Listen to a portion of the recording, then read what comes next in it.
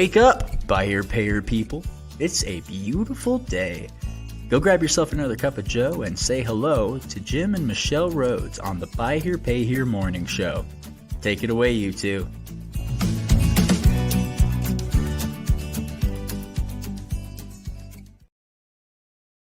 Hey, Well, look at that. good I didn't morning. realize the tile just faded away, and It there just we are. did. Yeah. Look at that. I mean, That's so cool. yeah. Thank you, Anna Maria. Yeah, for sure. Thanks for that. She put all that together so that a lot of times when I'm like trying to go from one thing to the next thing to the next thing, it doesn't actually, like, I'll try to do the stinger, which is the Buy Here Pay Here Nation television thing, and it just goes zzz, and then I have to do it again, and sometimes it'll go zzz again, and so she strung it all together. It's so elegant. It seems to never be that problem when I was doing on the PC, but I'm not sure where it could be process elimination. I'm not sure. Yeah. There again is the debate. Yeah. Mac, PC. The never-ending debate. And we are a mixed family, and so it's usually like, oh, your mapping's not working. Yeah. Yeah. I know what that problem could be. Good morning, Facebook user. Hi, Facebook user. Good morning to you. Happy Wednesday. Happy Wednesday. We're on a White Hat Wednesday. We're talking more about trust and all the fun stuff. There's a lot of stuff happening with us, and these topics just kind of. We've got about 4 or 5 topics now. Just yesterday that we were like, there's stuff coming up on the horizon. And people kept asking, how are you going to come up with topics? It's like easily. There's always something. Yep. There's always just something that comes up, whether it be from a Facebook, poll or whatever. And actually, part of this, there was a poll associated. Good morning from Florida. Hi, Florida. Hi, Florida. Good morning, Shelley from Texas. And there's that. Plus, there's client conversations. We're having client meetings all the time. Which, by the way, I got to give a quick shout out to our clients. They've been so flexible with us and accommodating. We try to practice what we preach, which means work on our business, and we're trying to give a lot of time to working on our business and turn an important corner, and we're so close on a number of fronts. And so in that way, we've asked our clients to, move some meetings and this and that, and in the interest of trying to do some of these things. And they've been accommodating, and it's really been great. Helpful, and it's helping us. And ultimately, it'll help us to help them. So, when we get in a better position to add more resources and do more stuff. Because I don't know, just as like a little definer, and on our aspect, and it can be for dealers as well, working in your business and working on your business, working in your business. When we're meeting with clients, we're working in our business, which is, that's what we do. And that's what pays the bills. But when we're working on our business, we're not meeting with clients. We're old fashioned and not going to be at TAIDA, Hugo. We won't be there. We won't be there, but maybe virtual. We've done virtual cocktail hours before. I believe it is on our 2023 schedule roadmap that we will be at Superforum. So we want to be. We wanted to be at TIADA, but that's a different story. That's a story for another day. That's a story for another day. But and it's funny because I think it's mostly assumed that we will be there because we're almost there every year, but we're not going to be there this year. We've had a number of people reach out and talk about connecting at TIADAs. That is an assumption that we will be there. So anyway, it's an interesting thing. We'll talk about it later. Yes. We'll talk amongst ourselves. Maybe a cocktail hour. Yeah, right. We'll do a virtual cocktail hour. August 1st. Deal structure kind of ties to our conversation. It's going to tie to our conversation today. There's going to be 4 basic, or there's going to be 4 sessions, and it's going to be on APR. It's going to be on. I'm going to let you see if you can remember. Okay, APR, term. He's the one that this is his wheelhouse. Cost of car. Down payment. Thank you. And down payment. Right. And so we're going to have 4 separate sessions, each session devoted to each one of those topics. And we're going to dig in a little bit. So really, as we've kind of worked through this and we've gone out there and started asking people for data, it's kind of driven this topic for today. So we'll get to that. I think any other announcements? Obviously, we have our September event. We still want some dealers to grab those seats. And so again, we're talking to several people. Somebody's going to grab those last few seats, and so that's going to be such a big deal. Such a nice thing. It's the first.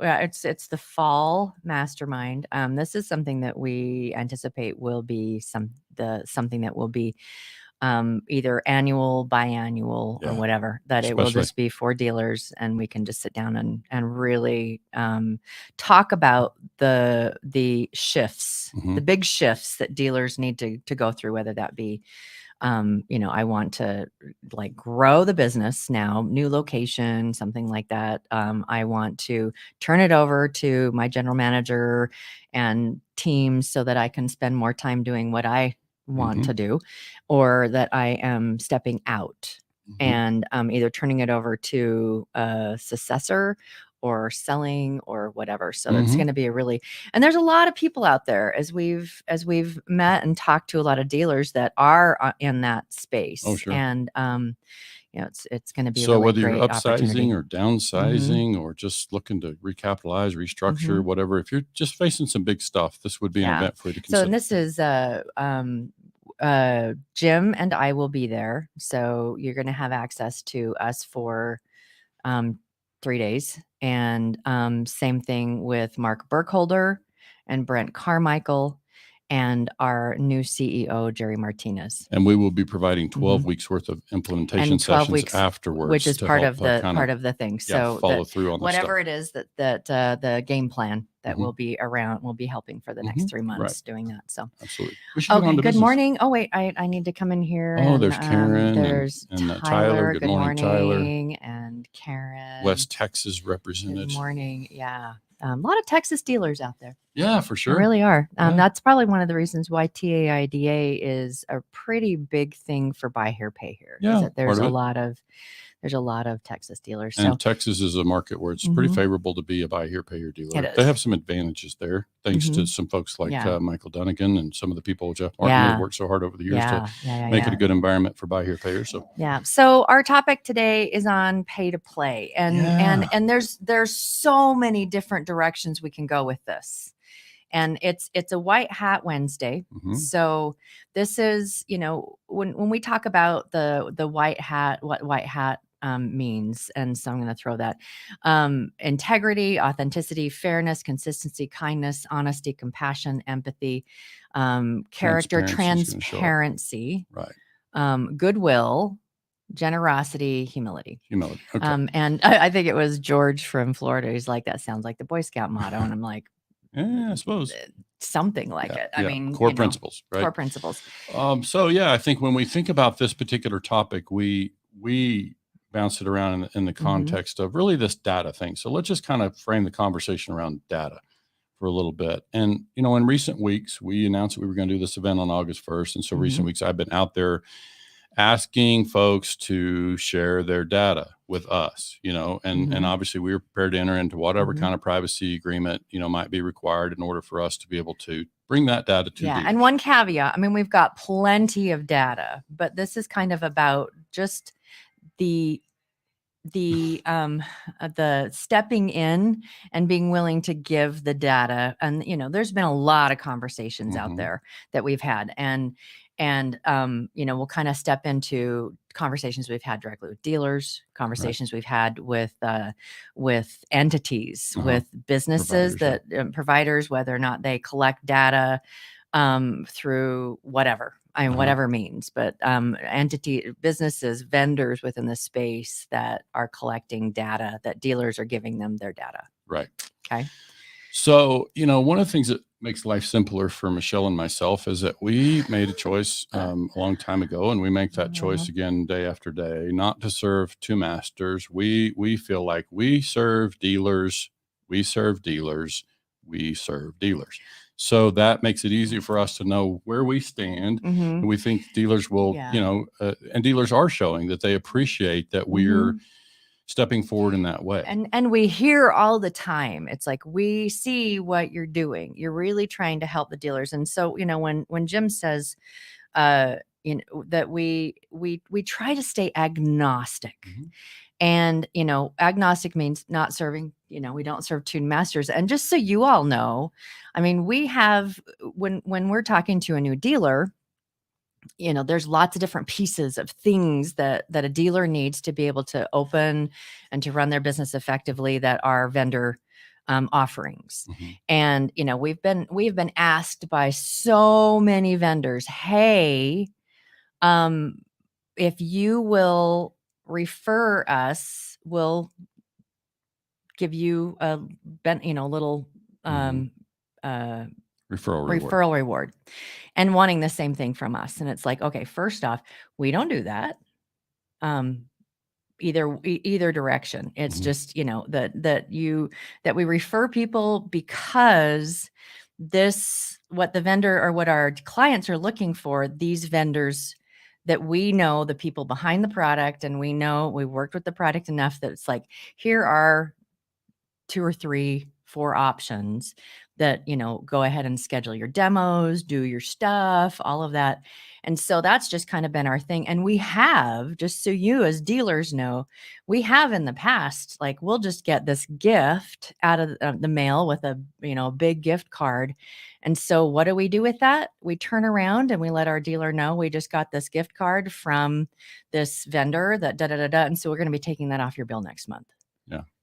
Just pass it on through. So it's that we're really, really. Yeah. So that's what the agnostic thing about is, like, we just try to make it clear, like, when we talk to dealers and we make recommendations to dealers, we want them to know that it's not because somebody's putting money in our pocket. So that gets back to that kind of this good old boy club, the pay to play environment, which is really, for today, I wanted to keep it mostly around data. Wait just a second.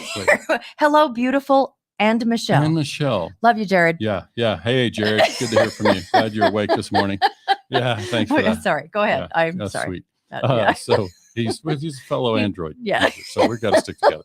So, So the data piece for me is about really thinking about being stewards of data. And everybody should have the same interpretation of what that word means, steward. Like, if I'm going to be a good steward of the data that dealers entrust to me, then let's be clear about what kind of data we're talking about. When we talk about being transparent with data, we're not talking about we're going to take customer records and, we understand the privacy rules around sharing customer records. We don't want customer records.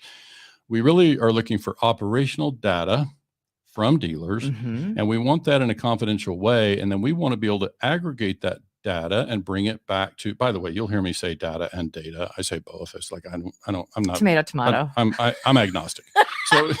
So it's like, so equal opportunity. He's an equal opportunity pronunciator, whatever. English user. So I just basically, when I talk about data, I'm talking about being able to aggregate data and bring it back to dealers in a way that's meaningful. And I'm really thinking mostly about dealers that are new. I mean, anybody that's listening to this broadcast, if they're a buy here, pay here dealer, at one point they were new. Yeah. And at one point they were figuring stuff out. Maybe you had a good mentor. Yeah. And so when we think about those folks, how do we make it so that those folks can be more successful? Maybe we take the attitude that we don't want a competitor across town who's new to be successful. Maybe we could take that attitude. We're hoping Jim and Michelle, that's not the case. Yeah. We just like to make sure that dealers have information at their fingertips so they can make better decisions. And you think, Jim just mentioned everyone, when they started, everyone started first off. And it's kind of like, well, how do we do this? Yeah. And you might have had a mentor, and you might have contacted your state association, which we hope every dealer out there listening is a member of your state association. I'm not going to go into it's the best money you could ever spend. Yeah.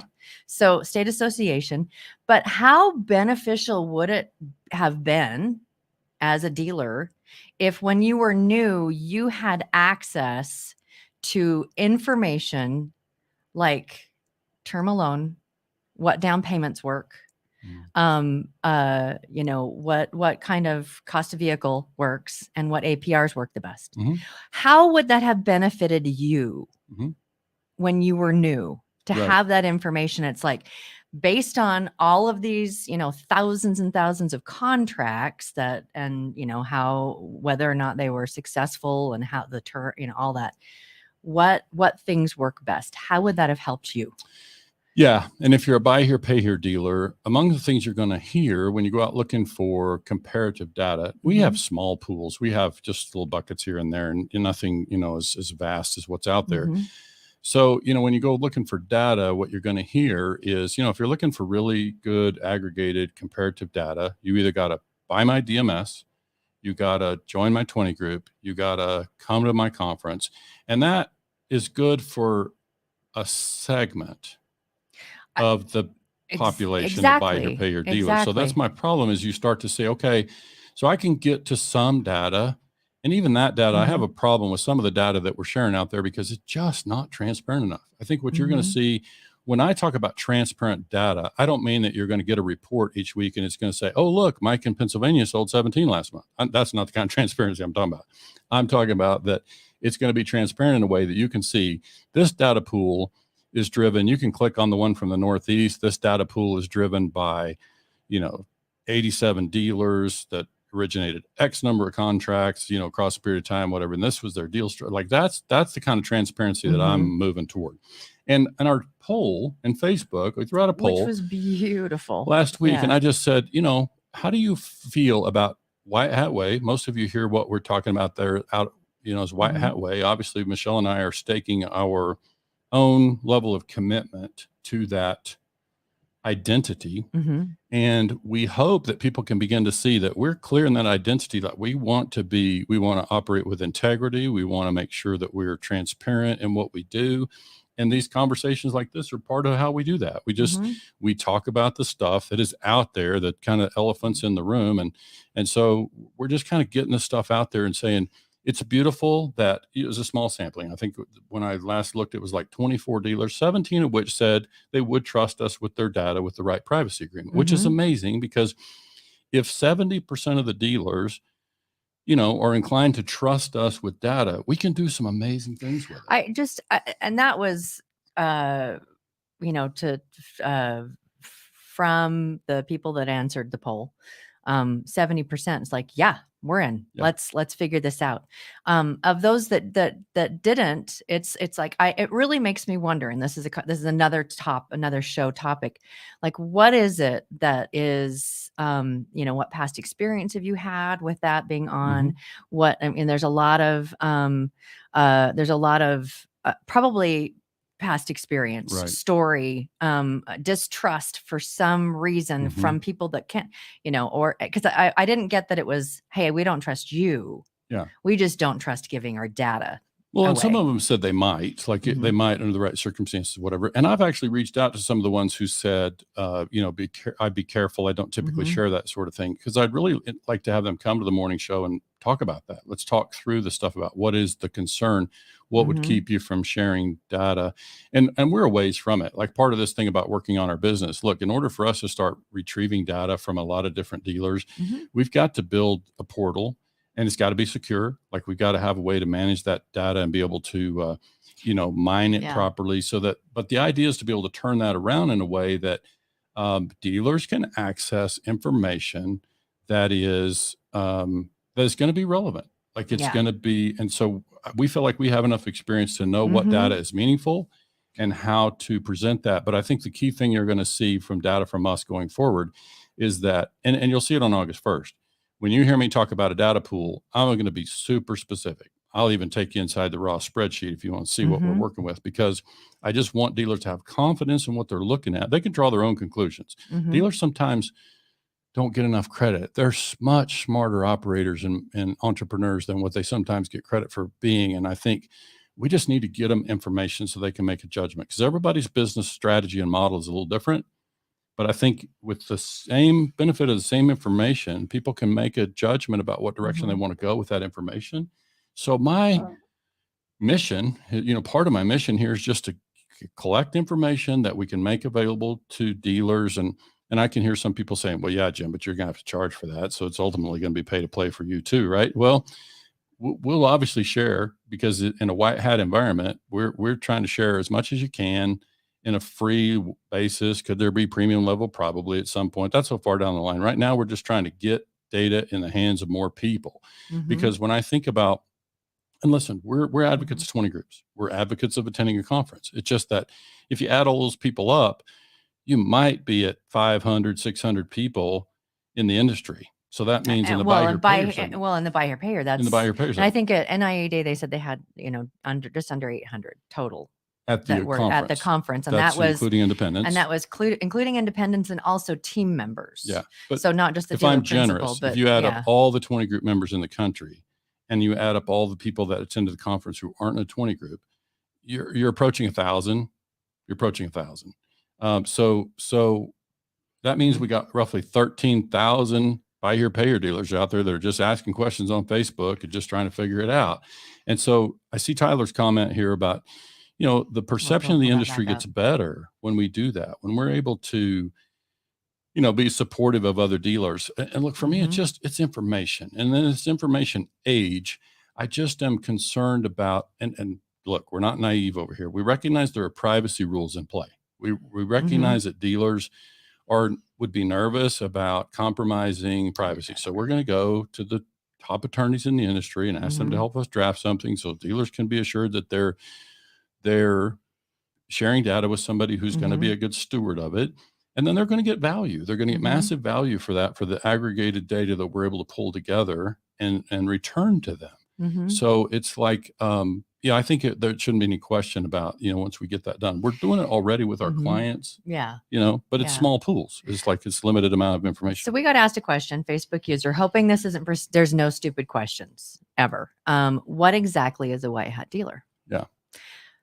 Yeah, that'll be fun. No, do you want to answer that? Do you want we both have our ideas, things we can contribute. A white hat dealer is someone who understands the importance of being known, liked, and trusted in their community and by their customer, and that they are striving to foster and grow that known, liked, and trusted with their customers and their community. So that means being an asset to the community and playing a long game. Because we think in buy here, pay here, when we're very short-sighted and high grossing customers and just stuffing people in cars and not really supporting them on the back end of the contract or on the collection side, then that's not white hat practices for us. White hat practices are going to be dealers who are playing a long game.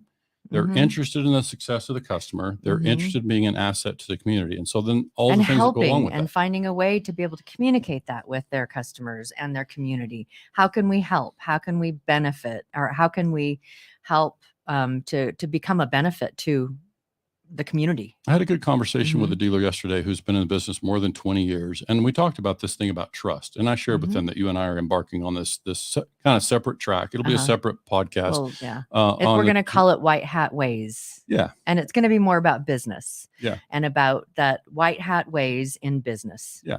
And so part of that will be the truth about trust, because we also did some polls many months ago asking, in both the real success of the car business, so included in independents, and the buy here, pay here space, we asked, does being trusted as a dealer translate into more sales? Yes or no? Does it improve sales when you're trusted predominantly? As a dealer? The answer was yes, it does. Okay. So really what we would like to be trusted in the marketplace. And what we find is that dealers aren't always great at telling that story about themselves. It's one thing for me to stand up and say, you can trust me, I'm a used car dealer. Yeah. There's different ways of that's great. That you did a good job. Well, you just passed right by it. Like, it's like, you can trust me, I'm a car dealer. Yeah. That doesn't work so well. That some dealers are like, they trust us because they buy a car here. It's a car that's going to run, and we help support them. And that is one level of that trust. But there, when we talk to dealers, we've different conferences, that it's like, how do you create because it's about creating relationship, not just about the only contact you really have with a customer is through your collections department. And so the only contact that you have with your customer is when they're late on a payment, or if they're calling in to make a payment. That is this White Hat Way dealer goes well beyond that. And that trust is created from just like this communication, this being out there and being available and communicating with your customers and your community about who you are, what it is that you're there to help with, and outside of even the dealership, how can we help in the community too? Right. Yeah. So I think we're working with some dealers now on a beta launch of some white hat materials that we would take into a dealership as an example. And it's about branding. It's about helping the dealer create an identity. It's about, in a simplest form, it's about helping a dealer tell the story in their community about this is who we are and what we stand for. So let me say that again. It's helping dealers go forward with marketing that says this is who we are and what we stand for. So it's helping dealers allow the community to get to know them, who they are at their core, that they stand for some sort of integrity, have character. And so that's better when somebody else is telling that about them. And so that's what we're trying to model for through this beta program, is to go out there and show that and see if consumers will respond to that. We think consumers want to trust the people that they're doing business with. We believe it matters. And so we're going to set out to prove it. And we're going to set out to show that driving with a white hat identity, this is who we are and what we stand for. It's what we're about. And we will be the same tomorrow as we are today. That's important in Buy Here, Pay Here, because we're stepping into a long relationship. Yes. Authenticity. This is who we really are. We'll be doing the same things and saying the same things tomorrow. That's part of what it looks like to be a white hat dealer. And one of the things that, we still see this, it's happening a lot, but when we've coached people that have gone just from the independent space into the Buy Here, Pay Here space. And, we've talked about there is a paradigm shift that needs to happen, that you are no longer a car salesman. You are a financier. And your product is you and your financing, not a car. We do sell cars, but what we're putting out there in the community and the story that we're telling our customers and our community is not about, look at all these great cars. It's about, this is who we are. This is how we can help. Come and see us. Yeah. And, if people say, hey, I want to look at cars, it's like, hey, you could go to the website or come down, because they move, and, you're going to have to come and take a look at the inventory if that's what you want to do. But that the main focus of your story and how you're known by your customer and the community is not about your inventory. Yeah. Yeah. So that's the part that we look forward to proving that out. And like I said, we're moving into beta stuff now to be able to help dealers tell the story out, to go forward with a brand that says something about who they are, kind of what they stand for. And now we're just going to prove, does that drive more leads? Do people respond better? We're working with some of our own clients now to measure lead effectiveness, like lead conversion. And so we'll watch as we implement some of these white hat, as we start to launch some white hat branding in various markets. We're going to start to see, does that convert well? Do people respond to that? Does a consumer care about that or not? And so we'll have a chance to prove that as we move forward. So I think that's all part of what we're doing. But I think back to the data thing, it's like we're looking forward to bringing information to dealers. And, obviously we have to first collect that. So first, just we're grateful the fact that we have established a level of trust with dealers at this point, that we have a high percentage of them that said, yes, I would trust you with my data. If we have a proper privacy agreement, I would trust you with my data, because that's a first step. When we can do that and you can begin to trust us with the data, then your operational data, we can send you back amazing comparative information, and you can begin to, you can contribute to the larger data pool where others can benefit from having that aggregated. So it's a big part that's just come into focus for us recently, is like the opportunity around data, especially if we've driven toward this August event. And I think I think dealers who tune in for that will find that we talk about it in a different way. Yeah. And I want to do a shout out for those that have stepped in and said, yes, here's the data. To us, it's a huge nod to, we want to see dealers successful for dealers' sakes. not that it's like, how can we help dealers be more successful?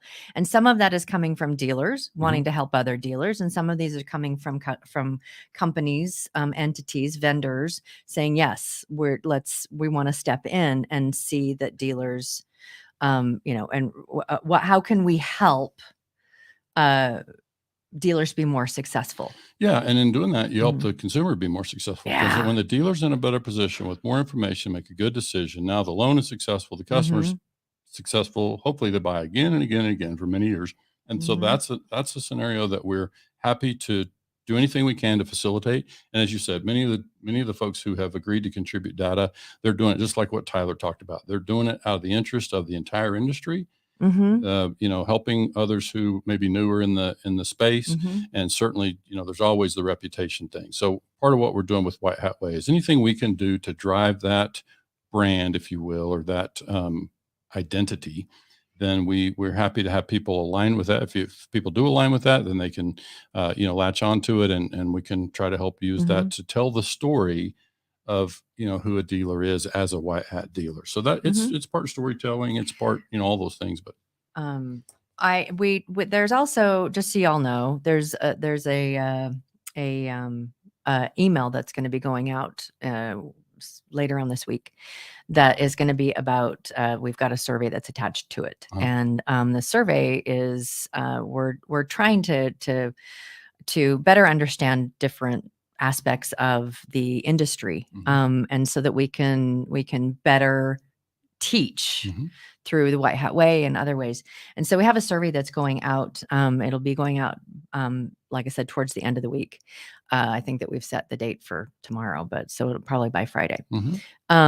And when you fill that survey out, if it lands in your inbox and you fill that survey out, we will be gifting you a ticket to this event that's coming up. And so if you don't get one, if you don't get that email in your inbox and you would like to be able to join us in that, so just let us know, and you can send us a private message, and we can. It's 5 questions. It's 5 questions. 3 minutes. And it's really the survey is something that we've been. It's the beginning of really diving deep into some pieces that are about customer behavior. Right. And it's like, when we get into this, it's going to be really, really, really rich information when we get into a few of these deeper It'll layers. Be important insights. So be watching for that. And what else do we have? I think that's it. I mean, I know there's a ton of work to do. We got some meetings to have today, but I say, you can hear, and Michelle and myself, we're energized about this. This is work of passion for us, and we're excited to show up and work. And we are so grateful that you show up to learn and to participate and to put in your input and just kind of just be part of the morning show. Right. So have a great Wednesday. Yeah, have yourself a good Wednesday. We'll see you again on Friday morning. All right. Have a great day, guys. Thanks so much for joining.